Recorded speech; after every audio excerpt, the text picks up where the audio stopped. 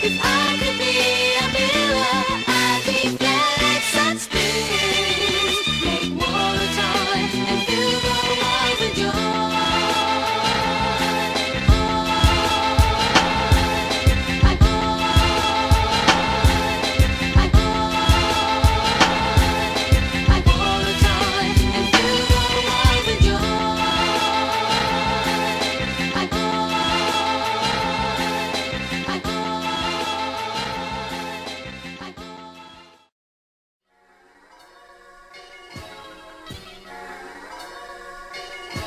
Potholes, cracked windows, fiends on the street smiling, embracing the cracks in their teeth.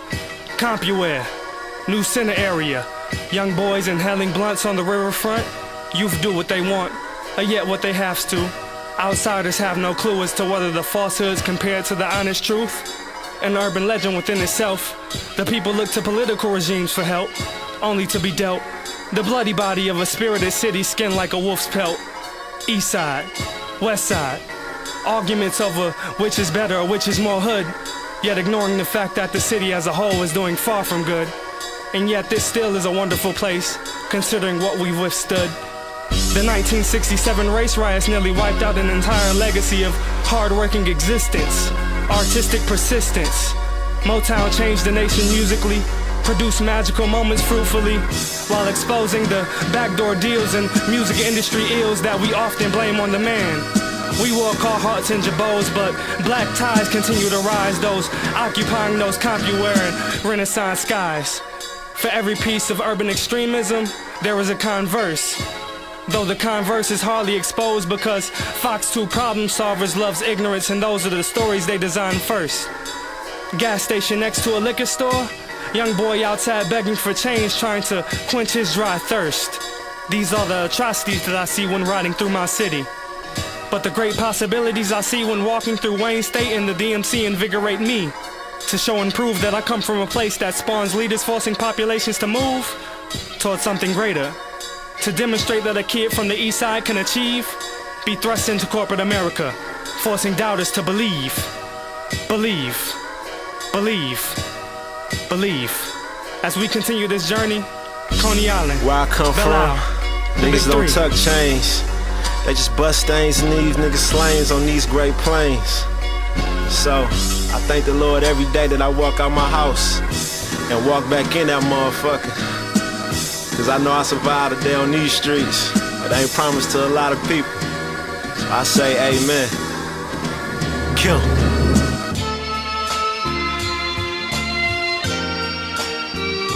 As we continue this journey that delves deep into the heart of such a complex place, try to imagine a 13-year-old mother with scars on her face. Damage done from doing odd jobs trying to save up capital for her unborn child. She's in this position because of her family being raped by the big three. Her father became a lifeless zombie years ago. When home, he stares through her face. The assembly line is all he can see. Henry Ford put those pistons in this car that we drove, riding through the Detroit Zoo of hypocrisy, fighting lions and tigers while trying to reach our goals. When I was young, triple fat goose jackets took responsibility for most robberies. Chrome hidden inside the coat, those feathers were a commodity. Eastern Market is where the old folks got their meat and fish from. Clips and guns explode, blowing holes into the spirit of a city trying to dig itself from the gallows of American elitism. Old heads drop gems, passing streetisms to stray youth. From the outside it is perceived as ignorance, yet these fiends spray truth, because they've lived in this city through the coldest winters, splinters fixed in skin. Pimps and brims walk into Joe Dumars Fieldhouse gyms and Timbs. Tattoos consume limbs. We're merely playing a game, trying to exist above the rim. We loiter at the Coney Islands we grew up closest to, or whichever was most convenient, arguing about which one is best. Everything imaginable available, a representation of my city that never rests. Churches and liquor stores share the same corners, so fiends don't know such borders, asking whoever looks able to help them to get what they so badly desire. Patience is required, but I see something to be admired, such a humble heart being submissive in a situation so dire. I often think of the people with jobs who are struggling. Then I think of the people without jobs who resort to hustling. Who's really to blame? The person, or the situation of that being their only option. Come on, government, where's my document? Where's CNN's address explaining what's really going on? Why are we not growing? Where is this Hollywood money in Detroit? What support are you showing? I read a few days ago that my city was one of the very few in the country that's getting worse. It hurts. Winter months only seem to make existence worse. Roads are death traps. Cars are liable to have more issues. At least folks are less likely to bring out their pistols, just waiting for the summer to rip through. So much life I see when overlooking the riverfront, despite the Detroit River being froze over. Our struggle is ignored, so we get used to the cold shoulder. Weight on backs, hard-working grandmothers living off a pension, they hold boulders, bearing war scars from the past, future generations losing steam as they come. An epic conundrum is what they say my city is, but really it's so much more. It's a place of great guarantee. We guarantee that if you can make it through this deep blue sea, you can make it anywhere if you believe. Believe. Believe. Hey, I'm from a place where it's hard as hell, but you gotta be hard to live here. Meaning, you gotta hustle. Everybody I know hustle. Ain't gotta be crack and all that, but you gotta make it. All we got is one day. They say it's fucked up here. I say it's beautiful. I see a lot of talent, a lot of beautiful life. I got one more day. That's what I'm thankful for.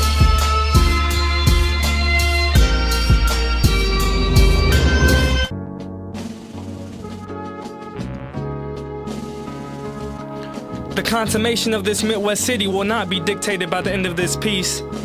So I say peace to those who represent Detroit despite being unfairly given the mark of the beast. You see, contrary to popular belief, we're still making it. There is no bandwagon here. When we root for our sports teams, we're not faking it. Yes, we've gone through trial and error, whistles blown, but we're proud of the fact that this is the place that Coleman Young called home. See, there would probably be no Malcolm X had Detroit red and I made his bones. The Motor City, a place of drive, a place of pride, the place in which my heart resides. One of the pillars of the civil rights movement, a key to contemporary black music, one of the building blocks of the American dream. James Lipton's actor studio was born here in the D. From Berry Gordy to J Dilla, from J Dilla to B.E.'s, from B.E.'s to Eminem, from Eminem to Stevie Wonder, and so many icons that I cannot name. We do not love our city to flaunt and garner fame. We love our city because it's molded us, it's emboldened us, and even though there will be a time where I must eventually leave, I'll never lose my ability to believe. Believe. Believe. My people, believe. Is it a safe place to live, a good place to live, a good place to raise a family? And I think it's as safe as any other. There's not a body on every corner, and the average citizen in this city is not confronted with the fear of his life. So don't bring me that crap about Detroit. We're no different. We have the same problems as any city in America.